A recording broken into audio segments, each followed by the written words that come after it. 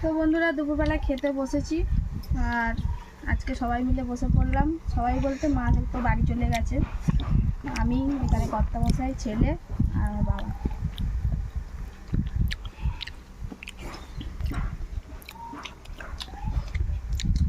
এটা হচ্ছে মাছের তেল পোটা, এখানে মাছের ডিম দিয়ে চচ্চড়ি, এখানে ডাল।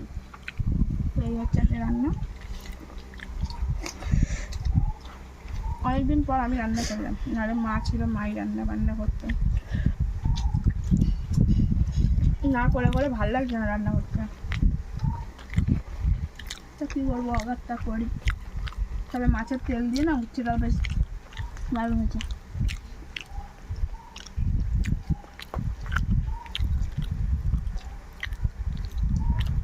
তোমরা আজকে কে কী খেলে অবশ্যই কমেন্টে জানিও।